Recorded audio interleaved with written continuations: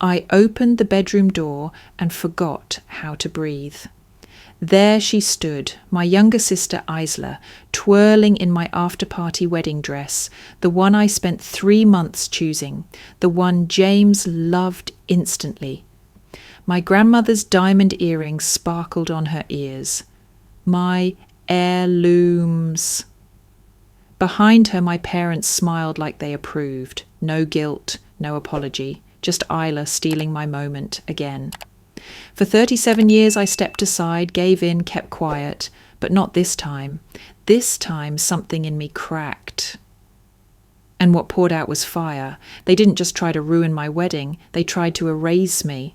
I set the garment bag on my bed, still humming the melody from the song James and I chose for our first dance. Sunlight filtered softly through the window blinds, casting gentle shadows across the room. It was supposed to be a peaceful afternoon of organising final details. Matching accessories, shoes, the after-party dress I had hunted down for months. Instead, what I saw made the air vanish from my lungs. Isla, standing in front of my full-length mirror, wearing my dress, not the main wedding gown, but the after-party one, ivory satin, custom-fitted to my measurements, chosen for its sleek silhouette and soft shimmer under evening lights. Her back was to me, but I knew every seam, every drape of that dress. My breath hitched. The hem skimmed her ankles just like it would mine, because it was meant for me. And my mother stood beside her, fussing with the zipper like a proud bridal assistant. "Hold still, sweetheart," she murmured, smoothing out a wrinkle near Isla's waist. My father, he stood across the room, phone up, snapping photo after photo, like a proud father watching his daughter graduate. Except that daughter was me, or supposed to be. I froze in the doorway, invisible in my own home. Isla laughed, light, effortless, always 5 steps ahead of consequences. "You really think Ethan will notice this is a different dress?" she asked, turning slightly, admiring herself. "It fits you better than I expected," Mom chimed, clearly pleased. "You have the better shoulders for it." Every word landed like a pin in my chest. My hand trembled on the doorframe. I had seen Isla wear my clothes before, my favourite jacket, my vintage purse, but this was different. This was my wedding. This was sacred. I cleared my throat. No one noticed. I took a step forward, wood creaking underfoot. 3 heads turned. Isla didn't flinch. She smiled, bold and bright. "Rachel, you're early," she said, as if I were intruding. I said nothing. I couldn't. My mother's smile wavered. "Oh, honey, you look tired. Don't stress. We're just having fun." Having fun with my dress, the one James loved, the one Grandma Jones said, reminded her of old Hollywood glamour, the one I planned to wear with her diamond earrings, now gleaming mockingly from Isla's ears. "What are you doing?" I managed, voice cracking. Isla tilted her head, trying on the after-party dress. It was just sitting there. I mean, look at it. It deserves to be seen on someone before the big night. "It's my dress," I whispered. My father lowered his phone. "Don't be dramatic, Rachel. It's not like she's wearing the main one." My mother stepped closer. "Sweetheart, it looks beautiful on her, don't you think? You'll still have your big moment." I stared at them, at the calm on their faces, the way they minimized it like I was being unreasonable, like it wasn't a betrayal, but this wasn't new. Flashback. 6 years ago, I had landed a major styling gig for Senator Graham's daughter, my first breakthrough. The outfit was meticulously curated, vintage silk blouse, custom-tailored blazer. I had labelled each piece. Isla had asked to borrow a jacket for just one date. I said no. She took it anyway, returned it with a red wine stain across the lapel. My boss said, "This is strike one." We never got a second chance, I told my parents. Their response? "Accidents happen. She didn't mean to. Be kind. She's your sister." Back in the present, my fists clenched. This wasn't just about a dress.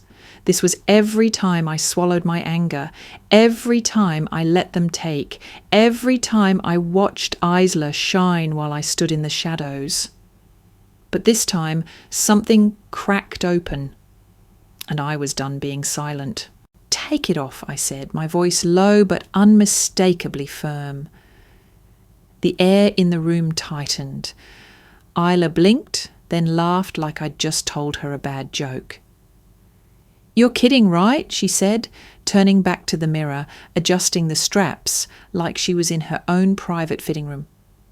"Relax.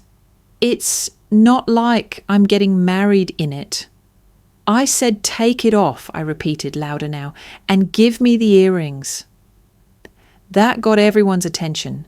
My mother gasped, her hand flying to her chest like I'd slapped her. "Rachel," she scolded, voice laced with false sweetness, "don't be so sensitive. It's just a dress.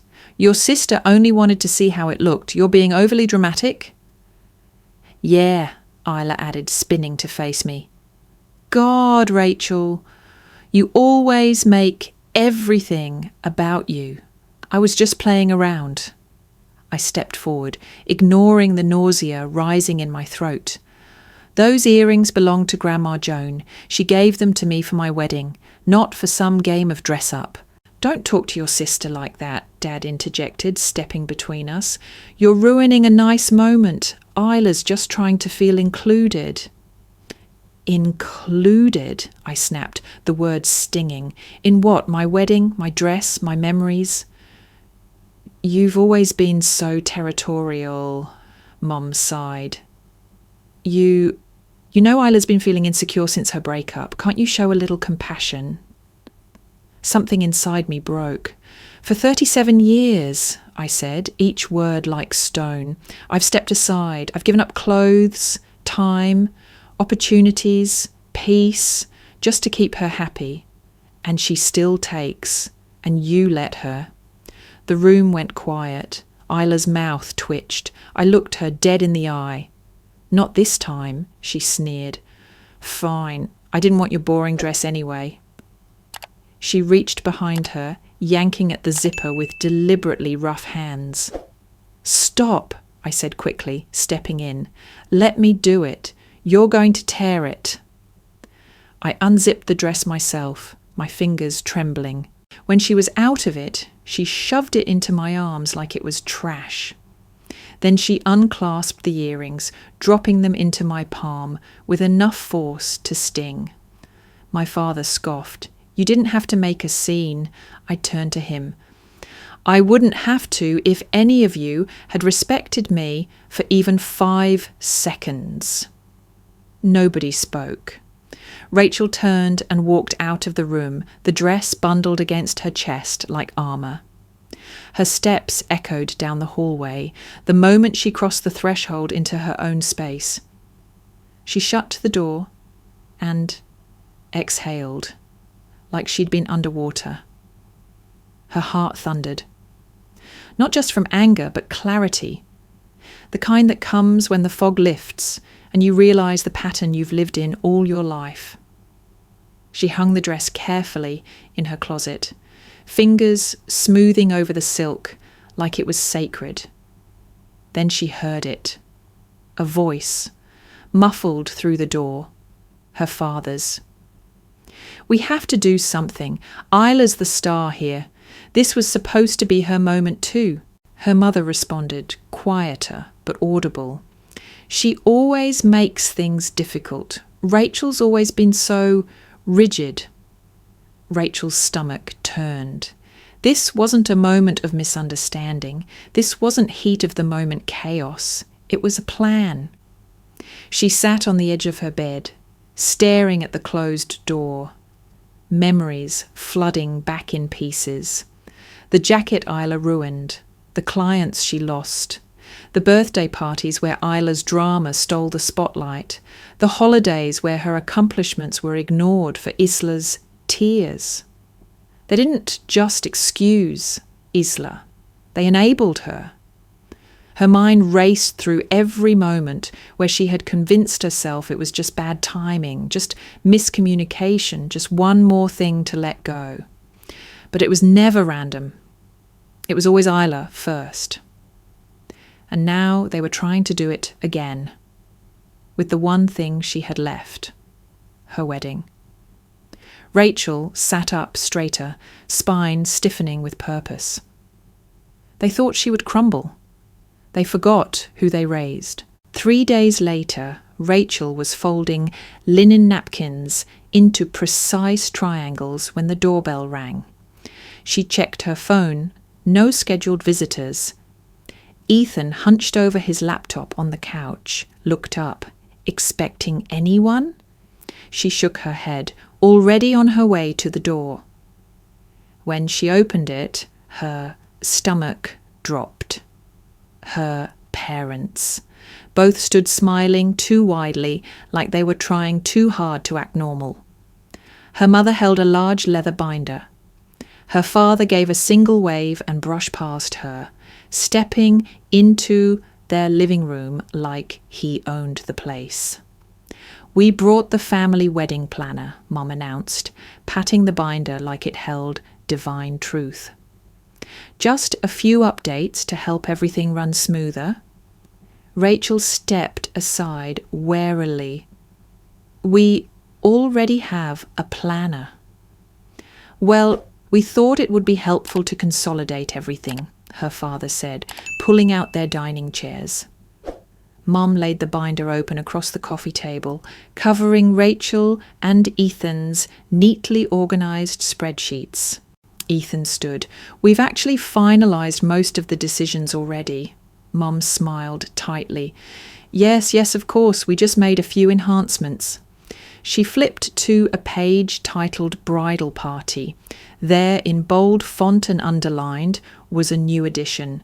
Co-bride, Isla Carter, matching gown and jewellery, equal visibility in photos, shared bridal suite. Rachel froze. Ethan leaned forward. "Wait, what does co-bride mean?" Mom beamed. "It's a new trend, very European, sisters sharing the spotlight. Isla will walk down the aisle too, maybe right before you, and you two can do a joint entrance at the reception." Rachel blinked slowly. "That's not a thing." "Of course it is," her father said. "We saw it on that influencer's wedding vlog. Double the brides, double the beauty." "Double the attention," Rachel muttered. "What was that, sweetie?" Mom asked, already flipping to the next page, pretending not to hear. "I'm not sharing my wedding," Rachel said flatly. "This is not a collaborative event. Isla is not getting married." "Oh, honey," Mum said gently. "She just needs something to feel special again. You know how hard her breakup was." "She had a breakup. I'm getting married. Not the same." Dad's expression darkened. "You always make everything difficult?" Rachel laughed bitterly. "Because I won't let my sister cosplay as a bride at my own wedding?" Mum's tone sharpened. "We're paying for half this event. We have a say in how it unfolds." Ethan stepped in. "We appreciate the help, but this isn't a group project." "Don't be ungrateful," Dad snapped. "We've supported you both since day one." Rachel folded her arms. "You've supported Isla. You've tolerated me." No one spoke. Then Mum's phone buzzed. She glanced at the screen and smiled. "Oh, look." She turned the phone to face Rachel. On the screen, a TikTok post from Isla. Caption: "Sneak peek, sister wedding incoming. Can't wait to stand beside my best friend in white and sister ceremony try and double brides. The video showed Isla twirling in a white gown, not the one she'd stolen before, but a brand new one, still bridal, still outrageous. It already had 87,000 views. The comments section exploded with confused congratulations and admiration. Didn't know both sisters were getting married? So sweet. Double bride energy. Isla looks amazing. Rachel who? Rachel's stomach turned. Her voice was barely above a whisper.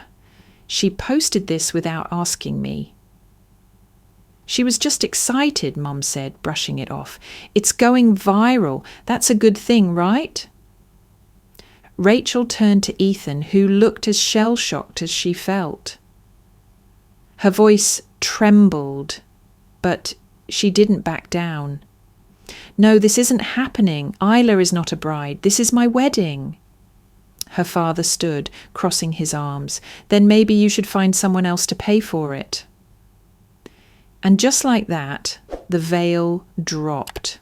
It was a threat. They would take back their money, their approval, their support. And for what? Because Rachel wanted one moment in her life that didn't revolve around Isla. That night, after her parents left in a cloud of passive-aggressive disappointment and veiled ultimatums, Rachel sat at her laptop, her fingers stiff from rage. She typed the word wedding into her email search bar just to check. What she found made her blood run cold.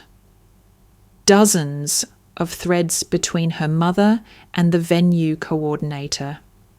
Subject lines like, update on the dual bridal suite layout, finalising the double entrance timing, media access for the sister ceremony shoot. She hadn't been CC'd on a single one. She clicked through, jaw tightening with each line.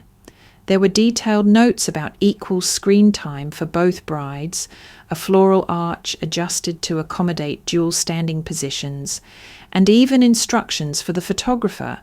Ensure Isla has as many solo shots as Rachel. Balance is key for post-event coverage. She scrolled faster. One message included a PDF attachment labelled Feature Request, Morning Talk Show Segment, Modern Sisterhood, The Rise of the Co-Bride. She opened it. Her mother had pitched a national morning show. A producer had replied, "We love this." Is Isla comfortable sharing her story of heartbreak and healing through her sister's big day? Rachel's heart pounded. She turned to Ethan, who sat beside her, reading the emails over her shoulder. His hand found hers, but his grip wasn't steady. "This is a hijack," he muttered. The next morning, her phone buzzed with a breaking news alert. She opened it. There she was, Isla, on the local TV morning show. Soft lighting, hair curled, makeup camera ready. Dressed in a white satin blouse that eerily echoed Rachel's gown. The chyron beneath her name read, "Sharing the spotlight, one sister's journey to healing through her twin bride experience." Rachel nearly dropped her coffee. "I just wanted to be part of her day," Isla said tearfully on screen. "We've always shared everything. This felt natural. But Rachel, she's pushing me away. I don't know why." The host nodded sympathetically. "Have you two always been close?" Isla gave a watery smile. "We dated the same guy in college once. That's probably the only time we ever really fought." Rachel's stomach clenched. She turned to Ethan, who stood frozen. "What guy?" she asked quietly. He didn't answer. "Ethan," she said again, sharper this time. He finally spoke, voice slow. "She's talking about me." Silence. Rachel blinked. "You dated Isla?" "Briefly," he admitted, not meeting her eyes.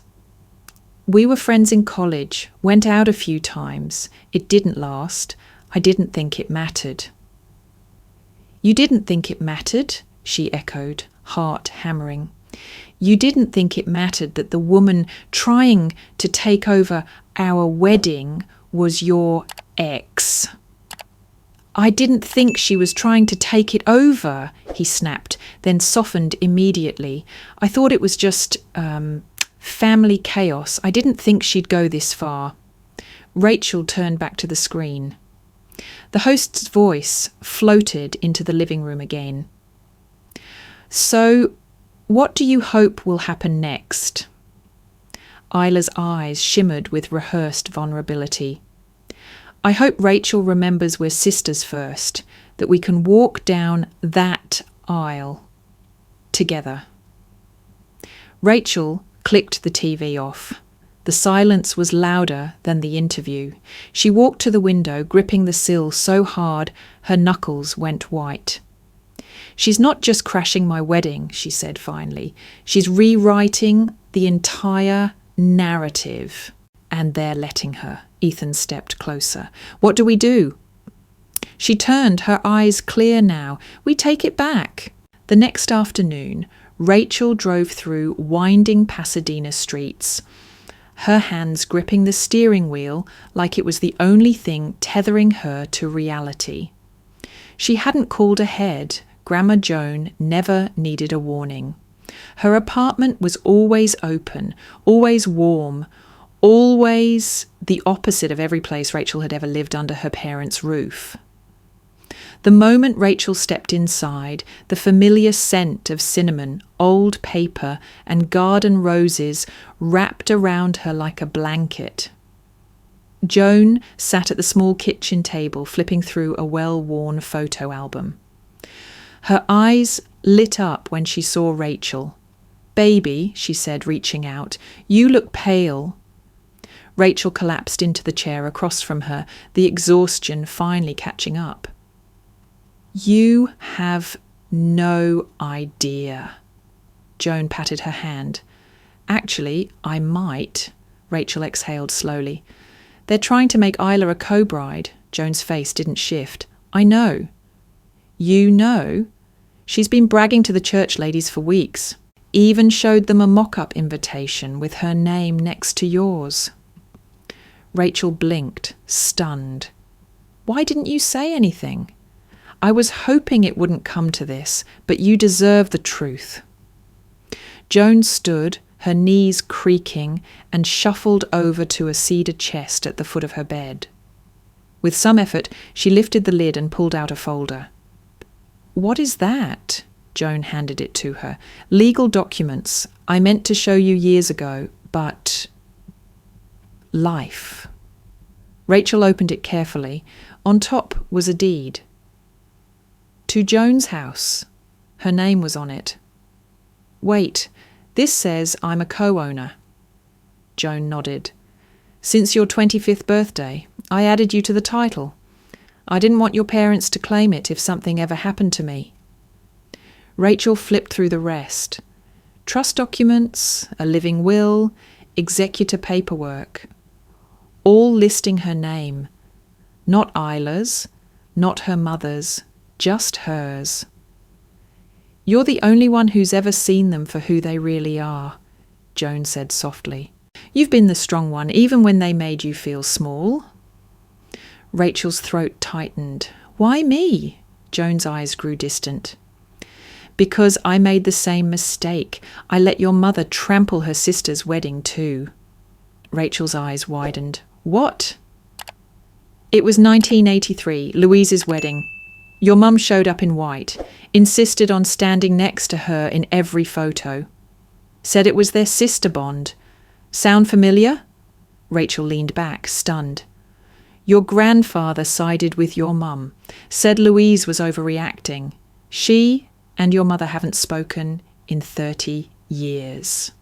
Rachel stared at her hands, absorbing the weight of decades. "They do this," Joan whispered. "They rewrite the story, make the loudest person the victim. They twist the narrative until everyone believes them. A lump rose in Rachel's throat. "They've been doing it to me for years." "I know." Rachel held up the paperwork. "Why now? Why show me this?" Joan's voice was firm. "Because now you have power.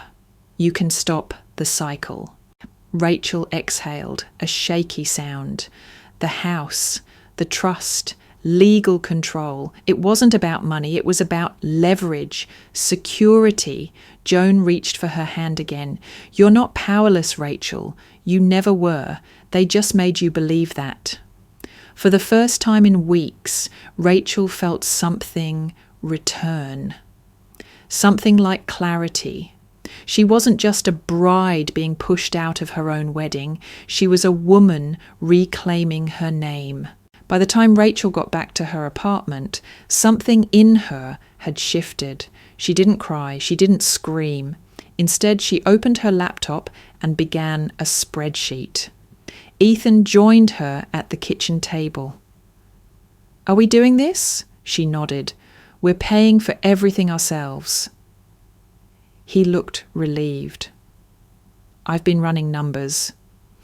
If we scale back on the live band and get rid of the floral tunnel, we can do it." "I don't care if the tables are covered in thrift store linens," Rachel said.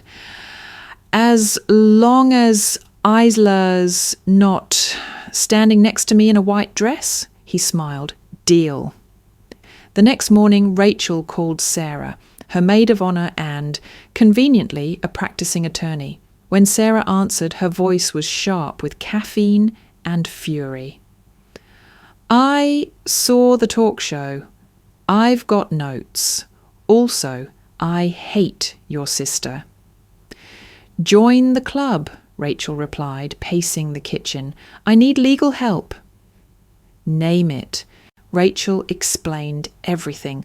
The fake wedding plan, the email she'd uncovered, the TikTok stunt, and the morning show ambush. "I'm worried about reputational damage, not just mine, Ethan's too." Sarah whistled. "This is layered. Give me 24 hours. The next day, Sarah arrived with a binder thicker than the Bible. "This," she said, slamming it down, "is everything your mum has done that could be considered interference, coercion, or intentional misrepresentation." Rachel blinked. "Oh, that was fast." "I bill by the hour," Sarah deadpanned. "Also, I hate your sister." They laughed for a second, brief, therapeutic. Rachel then made a call she'd been dreading, firing her original wedding planner. "I just don't feel like our visions align anymore," she said carefully. The planner didn't push back. In fact, she sounded relieved. "I understand," she said. "I wish you the best, Rachel, really." Rachel frowned. Something in her voice was off. Later that day, Sarah followed up with a recommendation. A planner named Lena Kessler, highly rated, discreet, and famously allergic to drama. Rachel met Lena the next morning in a cozy tea shop. Lena, mid-40s, sharp blazer, calm energy, greeted her with a firm handshake. "Tell me what you want," she said, skipping all pleasantries. Rachel liked her instantly. "I want security," she said, "guest list enforcement, vendor protection, and zero room for surprise co-brides." Lena didn't blink. "I can make that happen." But as Rachel detailed her family's sabotage, something flickered across Lena's face. Recognition. "You've dealt with Isla before, haven't you?" Rachel asked. Lena hesitated, then nodded. "She applied for an internship with my company last year, got upset when we chose someone else. Called my assistant, threatened to ruin our social credibility. Then sent a fake review about how we ruined her cousin's wedding." Rachel's stomach turned. "Why didn't you report her?" No evidence, no name attached to the review, just implication. That night, Rachel lay awake, replaying that conversation. And then she remembered something. Months ago, she'd received a package from her old planner, a USB drive of vendor recordings, planning calls and design sessions, a backup archive just in case. She had never opened it. She did now. Her breath caught when she found a folder labelled Consult Call Isla Unscheduled. She clicked play. Isla's voice poured through the speakers. Look, I just want to make sure the colour palette works for both of us. I mean, Rachel will be the technical bride, but I'll be in a similar gown. Just more editorial. You know, main bride energy. The planner's voice was tight. Isla, we can't modify the program without Rachel's input. I'm her sister, Isla said smoothly. She always wants to be low-key, but this event has viral potential. Silence. Then Isla again. You either help me or I'll take this to someone who understands branding. Rachel stared at the screen. Proof. Sarah came over the next morning. They listened to the recording together. This, Sarah said, is gold. Blackmail threat, manipulation, fraud. Isla's not just unhinged. She's stupid enough to leave a trail. They uploaded the file to a secured cloud folder, then made 3 physical copies. Ethan walked in as they were burning the disk. Is it bad that I want to send this to her with a glitter bomb? Rachel smiled. Let's wait. We may need her to dig herself deeper. Lena called that afternoon. Vendors have been updated, new contracts signed, access codes changed, and I've assigned 2 former Secret Service trainees to monitor the event. Rachel blinked. You're not playing around. I don't plan weddings, Lena said. I protect moments. Rachel closed her eyes, letting that sink in. For the first time since this madness began, she felt something settle inside her. This wasn't about reacting anymore. This was about reclaiming. Rachel hadn't even finished her first sip of coffee when her phone started vibrating across the table. One buzz, then another, text after text stacking like falling dominoes. Wow, didn't know you could be so cruel. Why not just let Isla stand next to you? It's just one day. Your mum looked heartbroken on TV. What's really going on?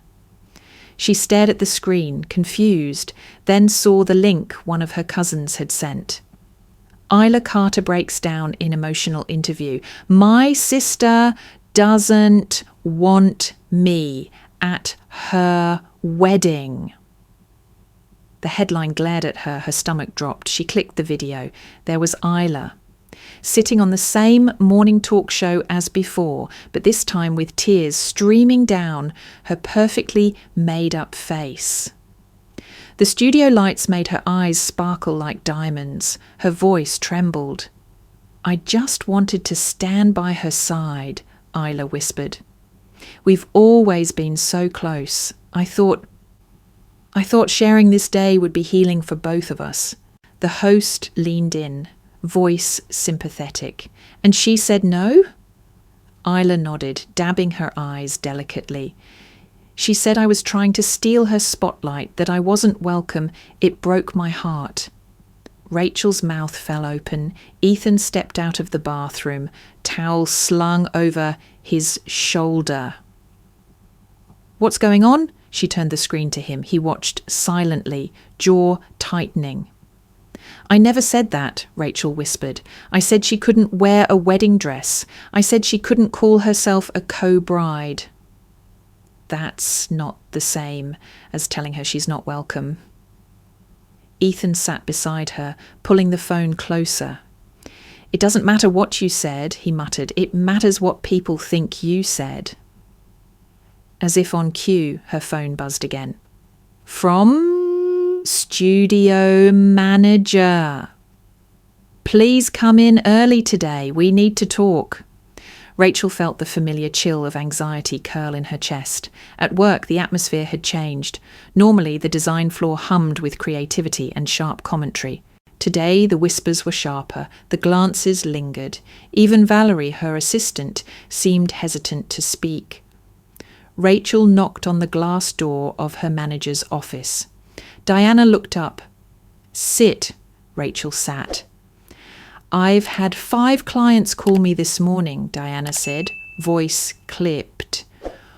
"One of them specifically asked if you'd be working her wedding. When I said yes, she asked if we could guarantee no family meltdowns on the dance floor."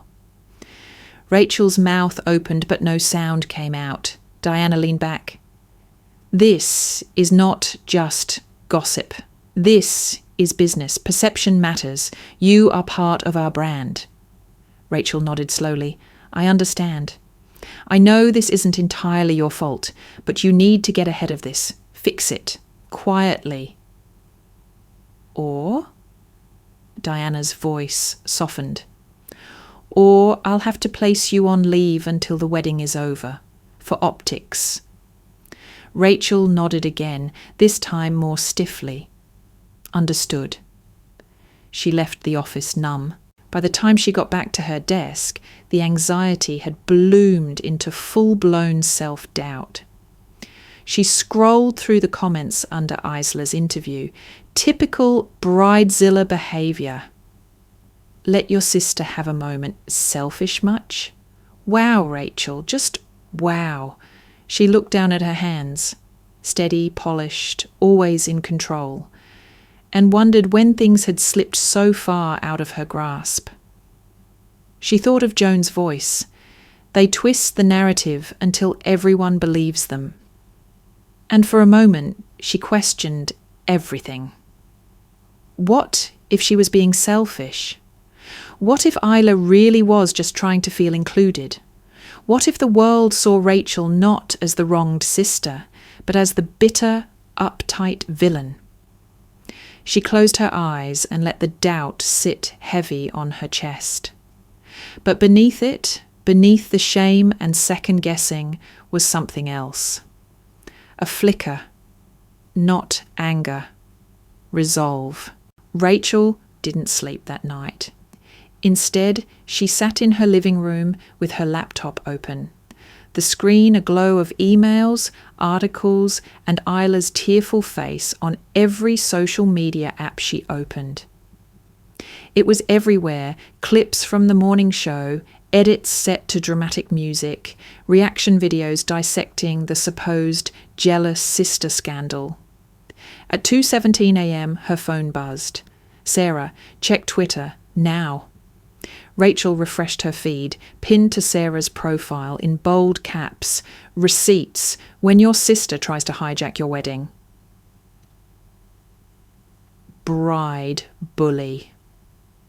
Beneath the tweet was a link to the audio recording, the one where Isla had called the original planner, demanding to be treated like the main bride, threatening to ruin reputations, and referring to Rachel as the boring one. The audio was clear, sharp, undeniable. Sarah had added context in a thread. Rachel never tried to exclude Isla. Rachel is the actual bride. Isla went behind her back, threatened vendors, and weaponized public sympathy. Hashtag after hashtag followed. Bride bully. Respect. The bride. Not your wedding. Let Rachel marry. Within the hour, it was trending. By morning, the narrative had begun to shift. Rachel's phone exploded with messages, not of criticism, but support. "We owe you an apology." "Just heard the recording. Holy hell, your sister is unhinged. Thank you for standing your ground. You're a role model." She refreshed her DMs. Dozens of messages poured in. One stood out. From Vivian Keller, subject, "Business proposal inspired by your courage." Rachel blinked. Vivian Keller, founder of Keller NYC, one of the most influential boutique fashion houses on the East Coast. Known for bold, unapologetic branding and feminist design. Rachel opened the email. "Hi Rachel, I came across your story this morning. As a stylist, I imagine This situation has been equal parts devastating and infuriating, but what struck me wasn't just the drama, it was your restraint, your clarity, your boundaries. I'm building a capsule line titled Bride with Boundaries. We're looking for collaborators who can bring both aesthetic and message. If you're open to it, I'd love to talk. Vivian Rachel reread it 3 times. She looked up at Ethan, who had just walked into the kitchen. Vivian Keller just emailed me. He blinked. The Vivian Keller? She wants to collaborate. Ethan crossed the room and hugged her from behind. Guess all those years of swallowing your anger paid off. She smiled into her coffee. No, this is from not swallowing it. Later that afternoon, Rachel posted a thread of her own. A timeline of being the difficult sister, a story in pictures. Each post included a short story and image. The time Isla borrowed her favourite leather jacket and returned it ripped. The vintage purse Rachel bought with her first paycheck, returned with makeup stains. The styling portfolio Rachel built for Senator Graham's daughter. Destroyed by a red wine spill after Isla borrowed the outfit hours before the appointment. And finally, the photo from the bridal fitting. Isla standing in Rachel's after-party dress, Grandma's earrings glinting in her ears, parents smiling behind her. Rachel ended the thread with, "This is not about a dress. It's about boundaries. It's about reclaiming what was always mine." The bride not bullied. The response was immediate. Thousands of shares, thousands of comments. This thread should be required reading for anyone with a toxic sibling. I see myself in every post. Take back your day. Take back your story. By evening, 3 major wedding vendors had commented publicly that they supported Rachel and would only be taking direction from the bride herself. Even Diana, her manager, knocked on Rachel's office door the next day, holding a cup of coffee. She placed it on the desk. "I watched the interview again," she said. "Then I saw the thread." Rachel looked up. "You handled it like a professional? More than I can say for most?" Rachel's eyes stung. "So, I'm not being suspended?" Diana smiled. "You're being featured in our next campaign." Rachel blinked. "What?" "Boundaries are back in style," Diana said, leaving the room. Rachel leaned back in her chair, staring at the ceiling. She had spent most of her life trying to be palatable, accommodating, easy to digest. Now she was done shrinking. Later that night, Sarah showed up with a bottle of champagne and a pack of sticky notes labelled "Document Every Violation." "To boundaries," Sarah toasted, raising her glass. "To receipts," Rachel replied, clinking hers. "To power," Sarah added. Rachel smiled, the kind of smile that didn't come with guilt. To the bride. The morning of the wedding dawned crisp and golden. Rachel arrived at the venue 3 hours early, the satin of her robe brushing softly against her legs as she stepped out of the car. Her pulse was calm, eerily so. This wasn't the anxious, second-guessing version of herself she'd lived with for decades. Today she was steady, focused, ready. Lena, her planner, met her at the entrance with a clipboard and an earpiece. "Security is positioned," she said, motioning to 2 sharply dressed men in suits stationed by the double doors. "Vendors are locked in. Room access is restricted to your approved list only." Rachel nodded. "Any early arrivals?" Lena smirked. "You'll never guess." Rachel didn't have to. 10 minutes later, her suspicions were confirmed. From behind the tinted glass of the bridal suite, Rachel spotted them, her parents, Isla in tow, gliding across the marble foyer like royalty. And Isla, of course, was dressed in white. Not off-white, not blush, not cream. White. The dress was sleek, floor-length, and undeniably bridal. Her hair was pinned in soft waves, her makeup flawless. In her hand, she held a printed paper which she waved at the venue coordinator like it was an official decree. Rachel reached for the intercom. "Put me through to audio zone 3. A soft chime, then the line connected. She could hear Isla's voice, clear as day. "This is the updated ceremony outline," Isla said. "We'll do our sister vows after the unity candle. I'll walk in right after Rachel, so we can stand together during the readings." Rachel's heart hammered. The coordinator hesitated. "I don't have this version." "That's because it's recent," Isla said sweetly. "Mum coordinated it. It's all approved." Rachel turned to Lena. "Time to shut it down." Lena nodded. "On it." Within seconds, the security team moved into position, forming a polite but immovable wall between Isla's party and the central ceremony space. Lena descended the staircase like a general.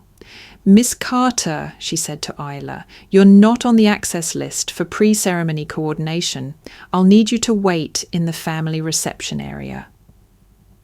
Isla blinked, stunned. "What?" Rachel chose that moment to appear at the top of the stairs.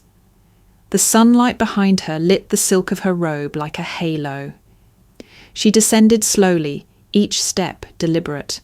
Her mother's face turned pale, her father's jaw tightened. Isla's eyes narrowed.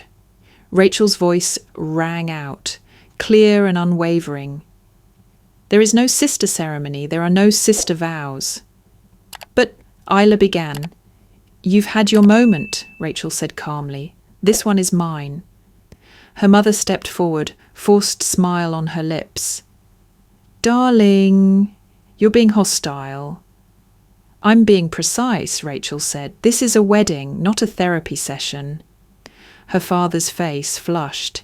"You can't just rewrite things." Rachel raised an eyebrow. "Funny, that's all you've done since this engagement began." Alina signalled security. "Escort them to the family holding suite." As Isla sputtered and protested, the men gently guided the trio away. Rachel turned to Lena. "Status of the live stream?" "Camera 3 is rolling," Lena said, not missing a beat. Rachel allowed herself a smile. What? Her family didn't know. What no one knew was that she had invited a freelance wedding journalist under an alias to attend. The woman, discreet and experienced in documenting behind-the-scenes industry scandals, was already embedded, camera in hand. Every word, every attempt at sabotage, every delusion of a double ceremony had been captured on record. This wasn't about revenge, it was about truth. Rachel returned to the bridal suite and sat before the mirror. Her reflection stared back, a woman no longer afraid to be seen clearly. Sarah entered with a knowing smirk. "Everything okay?" "Everything's perfect," Rachel replied, adjusting a pearl pin in her hair. Isla tried her final move, and she walked into a trap. The ceremony began at precisely 4 o'clock. Sunlight streamed through the stained glass windows of the century-old chapel, casting fractured rainbows across the polished aisle. Guests murmured with anticipation, cell phones tucked away under the strict no-photo policy. The air held that sacred mix of perfume, fresh flowers, and hush. Rachel stood just beyond the chapel doors, her arm linked with Joan's. "Still sure you don't want your father?" Joan asked, voice soft but knowing. Rachel met her eyes. "I Want the person who showed up. Always. Joan's smile was quiet and proud. Then let's walk. As the music swelled, Rachel took her first step down the aisle, not hurried, not timid, but purposeful. Her gown shimmered with each stride, ivory lace catching the light, the train trailing like a whisper behind her. Guests turned, gasped softly, then smiled.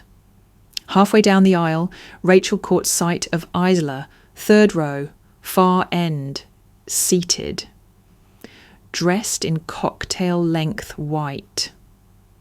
Uninvited, uninvolved, irrelevant, Isla's mouth was set in a bitter line, arms crossed, flanked by their parents. Her mother's expression was unreadable. Her father's lips were a tight, forced smile, but none of that mattered. Rachel reached the altar where Ethan waited. Solid, handsome, eyes locked on hers as if she were the only one in the room. And in that moment, she was. The ceremony went flawlessly. The vows Rachel and Ethan had written over late-night dinners were raw, funny, heartbreakingly real. The officiant, a childhood friend, brought laughter and tears in equal measure. When the final words were spoken, "You may kiss the bride," guests leapt to their feet in a roar of applause. No drama, no interruptions, no second bride. Just Rachel. After the recessional, she slipped into the bridal suite to change into her after-party dress, the satin one. The dress Isla had tried to claim weeks earlier.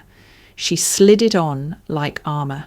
Then, carefully, she unclasped a small velvet box and removed the earrings, Grandma Joan's heirloom diamonds.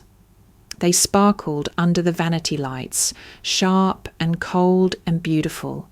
She fastened them on and stared at herself in the mirror. This is who they tried to erase. This is who stood back for 37 years. Not anymore. When she stepped into the reception hall, all heads turned. A hush fell, then a gasp. She moved through the crowd like the centre of gravity itself. The photographer snapped furiously as she greeted guests. The DJ announced the first dance. Spotlights followed her as she crossed the floor. Every step whispered, "She owns this now." After the dance, after the toasts, and after cutting the cake, Rachel stood near the bar, a glass of champagne in hand, when someone tapped her shoulder. It was Lena, the planner. "You need to see this," she said, holding up her phone. On the screen was a video clip, not polished, not edited, just raw footage from the wedding journalist embedded earlier. It showed Rachel walking with Joan, Isla being redirected, the applause, the kiss, the earrings catching the light. A caption beneath it read, "Not all brides are bullies, some just finally say no." It had already hit 1.2 million views. Rachel blinked. "Who posted this?" "Your journalist friend," Lena said. "Turns out she has a following, and people are eating this up." As the night wore on, guests came up to her one by one. "You handled that with so much grace. I've never seen a bride more in control. Thank you for reminding me what boundaries look like." She smiled, nodded, let their words wash over her. Not because she needed validation, but because she was no longer alone. Later, as the reception wound down and the lights dimmed to a golden haze, Rachel stepped out onto the garden terrace with Ethan. The city lights blinked in the distance. "You did it," he whispered, wrapping his arm around her. She leaned into him. "No, we did it." From inside, a familiar song began to play, one they hadn't requested. Isla's doing, no doubt, trying for one final moment. Rachel didn't flinch. She sipped her champagne, let the music pass. And when it ended, she stepped back inside, not to react, but to dance. because this was her night and she'd already won. The last speech of the evening had just ended. A heartfelt toast from Ethan's grandmother, and the DJ signalled a transition into open dancing.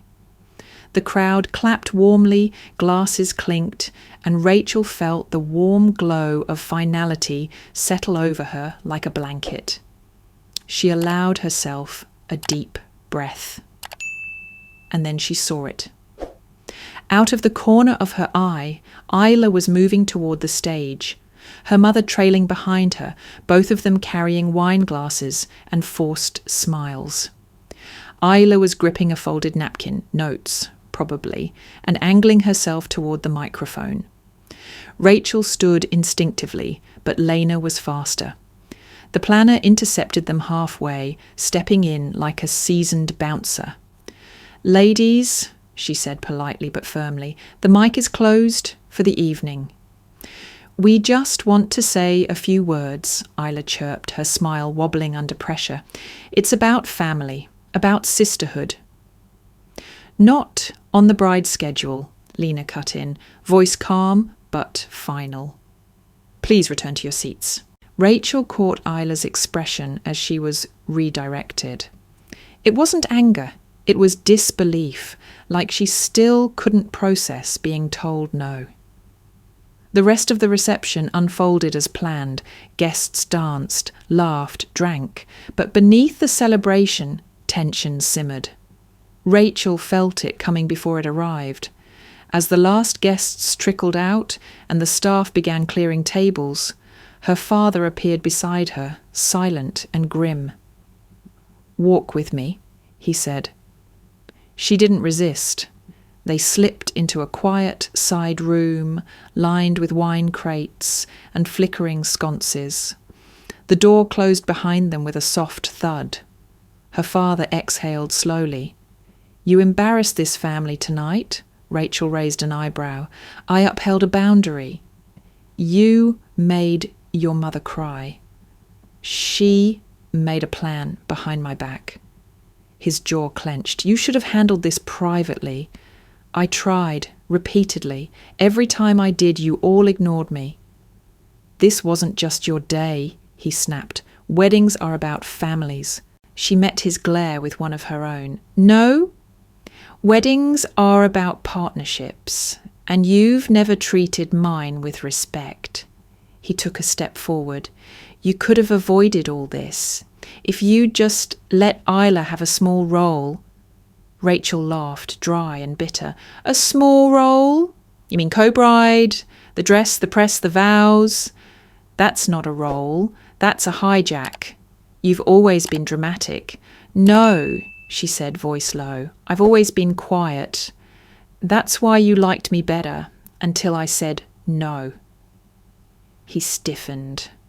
Rachel continued, eyes burning now. "From childhood, I've been the footnote to her headline. The safe one, the good one, the one who didn't make waves. Every birthday, every holiday, every win I had, you found a way to centre her. You called it fairness, you called it family, but it was favoritism dressed as tradition." He tried to interrupt, but she lifted her hand. "I let it go for years. I forgave. I adapted. I convinced myself that peace was more valuable than dignity." Her voice cracked just once, but she didn't waver. "But tonight wasn't just about a wedding. It was the first time I said, I won't move over for her, and you hated that." He stared at her, breathing hard, but he said nothing. Rachel stepped toward the door, hand on the handle. She looked over her shoulder. "You wanted a quiet daughter. You got a strong one instead." And with that, she walked out. The morning after the wedding, Rachel sat at her desk with a stack of documents, her laptop open to the shared wedding expense tracker. The sun hadn't even fully risen, but she was wide awake, her mind sharp. Clarity had replaced chaos. She logged into the joint account her parents had used to send their financial contributions, most of which came with strings attached. A few clicks later, she downloaded every transaction, every invoice, every dollar traceable to their supposed generosity. Then she composed an email to the bank. Subject: termination and refund request, fraudulent contributions. Attached are receipts, proof of misrepresentation, and violation of contract regarding wedding contributions. Please begin reversal process to original funding accounts as listed below. Rachel Carter Wells. She clicked send. A notification popped up seconds later. Confirmation received. Reversal in process. Done. Next, she opened her closet. Her wedding dress, carefully preserved, sat in a box beside the earrings from Grandma Joan and the satin after-party gown. One by one, she packed them into an airtight trunk and sealed it shut. Then she called a courier service. Destination: Joan's house. Safe. Untouchable. Isla wasn't getting near any of it ever again. Just as she finished taping the box, her phone rang. Isla's name lit up the screen. Rachel didn't answer. It rang again. Then came the first voicemail. Rachel, how dare you humiliate me like that in front of everyone? You knew how much this meant to me. You're so selfish. Then another. You ruined everything. You made Mom cry. Dad's furious.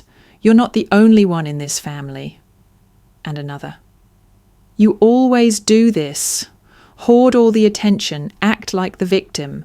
But guess what? Everyone finally sees the real you.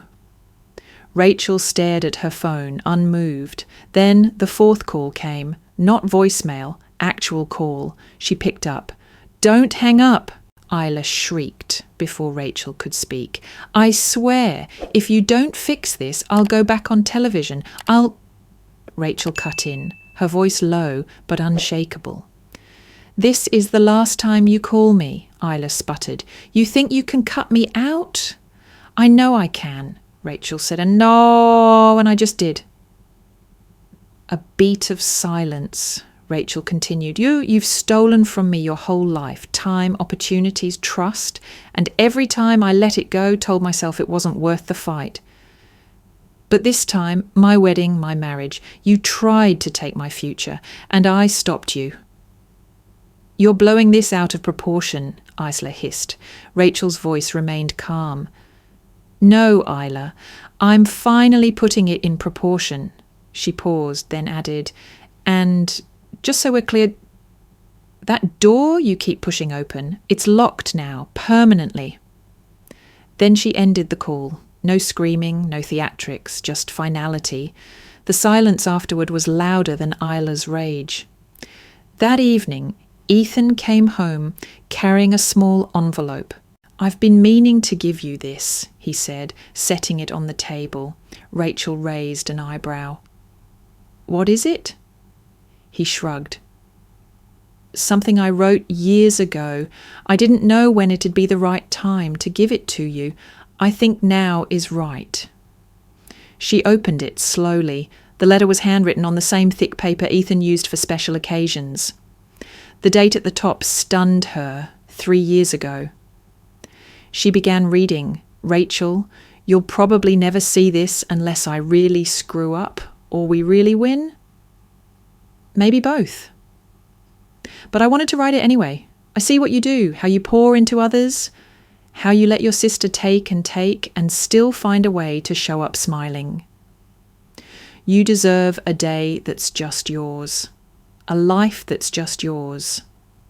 A peace that belongs to you, not borrowed. You don't have to keep being the one who bends. You don't have to say sorry for choosing yourself. If I'm lucky enough to stand beside you when you finally stop shrinking, I promise I'll never let anyone make you small again. You are more than enough, Rachel, always have been. She finished reading with tears in her eyes, but none of them were from pain. She looked at Ethan. You knew all along. He nodded. Not everything, but I knew you were holding too much for too many. Rachel folded the letter carefully and placed it in her top drawer. Tomorrow would be a new chapter. Tonight, she was finally at peace. 6 months later, the sky over Portland was soft and grey, the kind of grey that hugged the city instead of swallowing it. Rachel stood in the bay window of her new studio, watching rain mist over the sidewalk below. The space smelled like fresh paint, cedar shelving and coffee. Her coffee. Brewed, strong and unapologetic, like everything else in her life now.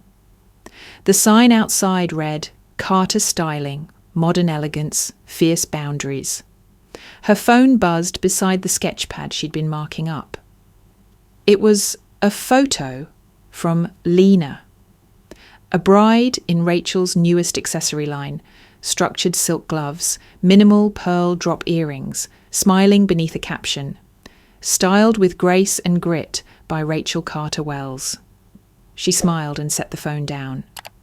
Outside, someone knocked on the studio door. Rachel turned and saw Joan through the glass, bundled in a raincoat and clutching a canvas tote. "You're early," Rachel said, opening the door and ushering her grandmother inside. Joan smiled. "You never complain when I bring muffins." Rachel laughed, locking the door behind them. "I never will." Joan settled into the armchair by the window, the one Rachel had bought just for her, and pulled out a Tupperware container. "Hazelnut chocolate, still warm. You're an icon." "I'm old.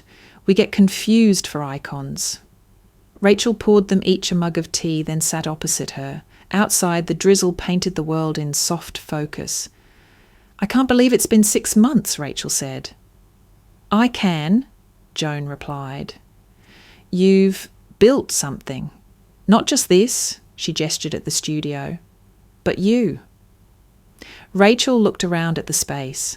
Light wood floors, clean lines, racks of samples that she'd personally approved. No chaos? No stolen dresses. No one else's fingerprints on her dream. "I feel like I finally exhaled," she said quietly. Joan nodded. "Because you finally stopped bracing for impact."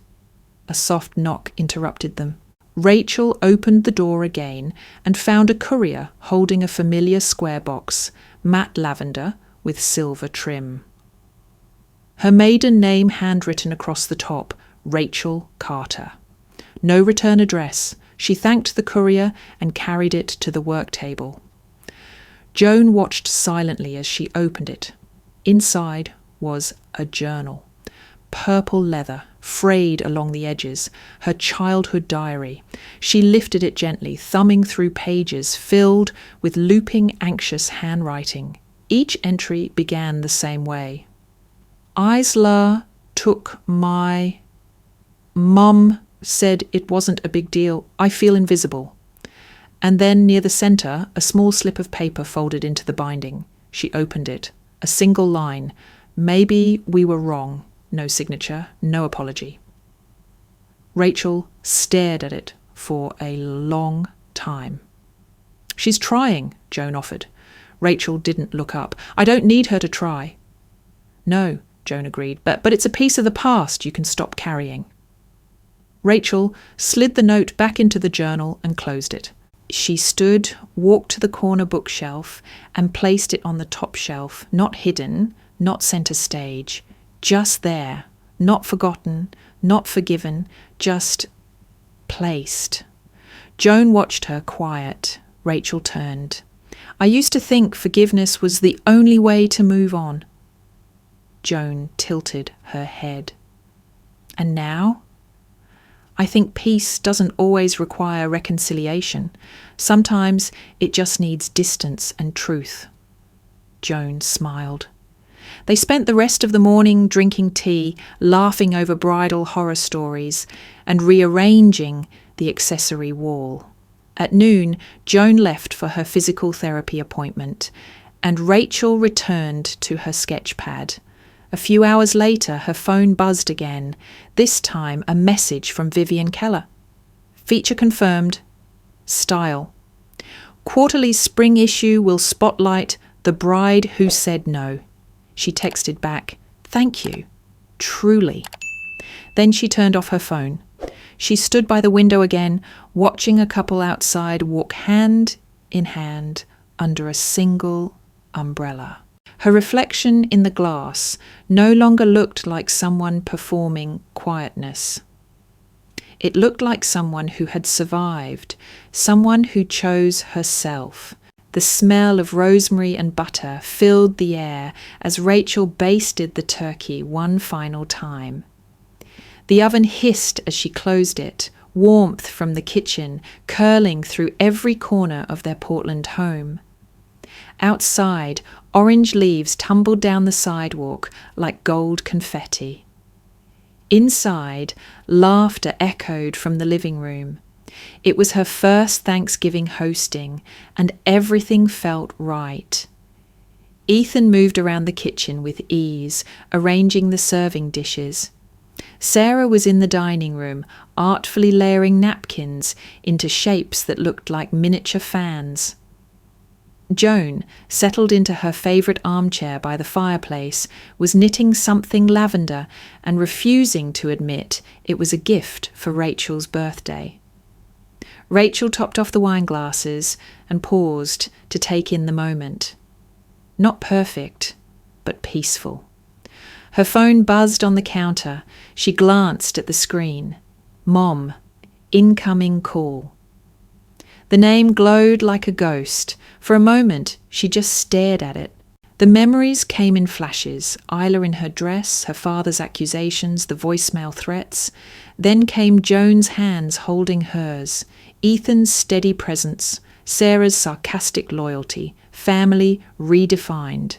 Ethan walked over, catching the look on her face. "Your mum?" Rachel nodded. He watched her. "Are you going to answer?" She looked at the screen one more time, then pressed the side button. Silence.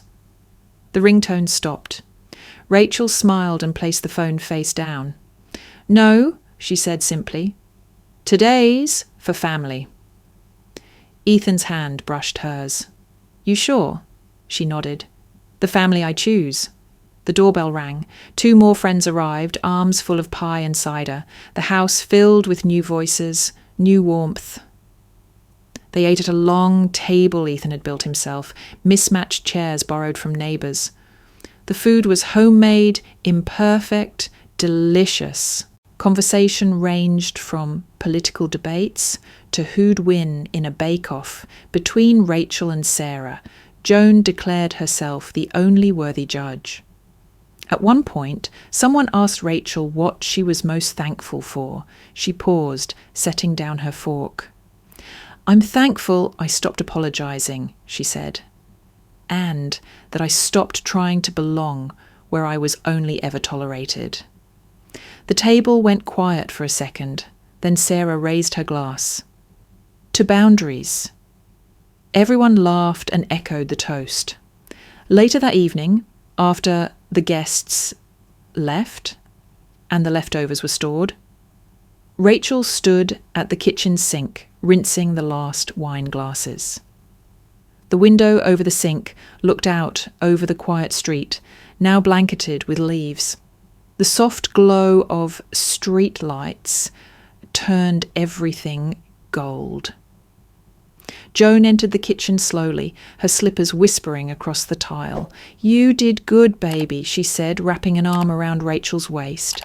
Rachel smiled. "I think I'm finally learning how to breathe." Joan looked up at her. "No, honey, you're finally living."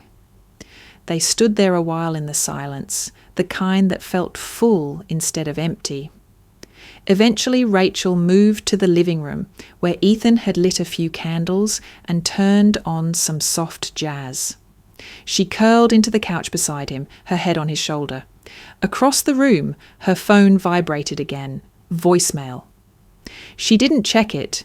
Instead, she watched the flicker of the candlelight, the steady rise and fall of Ethan's chest, and the framed photos on the mantel.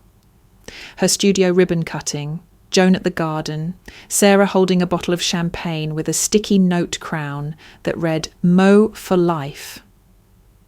No photos of Isla, none of her mother or father. And for the first time, Rachel didn't feel like anything was missing. When Ethan finally drifted off, she stood and walked to the bay window. Outside, the city was still. Rachel pressed her fingers to the glass, the cool surface grounding her. She had always believed closure meant reconciliation. Now she understood. Sometimes it simply meant standing still while the past tries to knock and not opening the door. The last light of sunset spilled across her face. Her reflection blinked back at her, no longer the daughter who needed approval, not the sister who stood in the shadows, but the woman who said no and meant it.